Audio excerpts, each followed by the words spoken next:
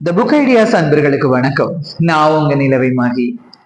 ஒரு சிறந்த நண்பன் புத்தகமாக இருக்கலாமா?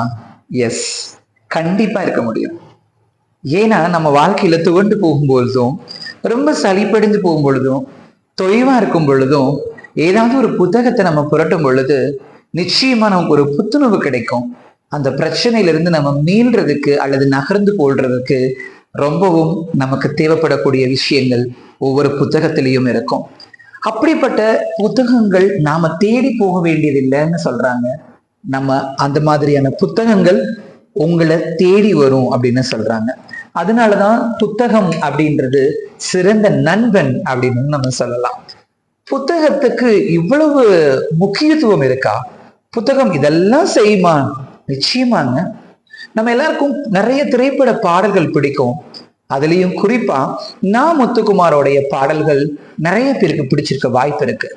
அதே மாதிரிதான் முத்துக்குமார் அவருடைய குழந்தைக்கு ரொம்ப அழகான ஒரு கடிதம் எழுதியிருக்காரு. அந்த கடிதத்துல சில வரிகள் புத்தகத்தை மேம்படுத்தி சொல்லியிருக்காரு. அதை நான் உங்களுக்கு சொல்றேன், நீங்களே உணர்ந்து கொள்வீங்க புத்தகம் நம்மளுடைய வாழ்க்கையில எவ்வளவு முக்கியம். இதுவும் அந்த கவிதை. புத்தகங்களை நேசி.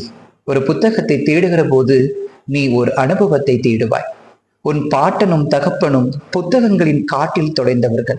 உன் உதரத்திலும் அந்த காகித நதி ஓடிக்கொண்டே இருக்கட்டும்.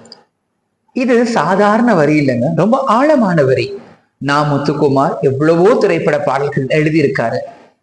அவரு எவ்வளவு புத்தகங்களை தன்னுள் வச்சிருப்பாருன்னு பாருங்களேன். எப்பவுமே புத்தகத்தை கையுமா நம்ம இருக்கிறோம் அப்படின்னு சொல்லும் போது பாரு புத்தக புழு அப்படின்னு சொல்லுவோம். நிச்சயமா புத்தகங்களை வாசித்து கொண்டே இருங்க, நீங்க எப்பவுமே இளமையாவே இருப்பீங்க. த புக் ஐடியாஸும் அந்த விஷயத்தை தான் நமக்கு செஞ்சுட்டு இருக்கு. நிச்சயமா த புக் ஐடியா சேனல்ல சப்ஸ்கிரைப் பண்ணிக்கோங்க. இது பிடிச்சிருந்தா லைக் பண்ணுங்க, தொடர்ந்து இணைந்திருங்க. அது வரைக்கும் உங்களிருந்து விடைபெறுகிறேன். நான் நிலவை மகி. இது த புக் ஐடியாஸ்.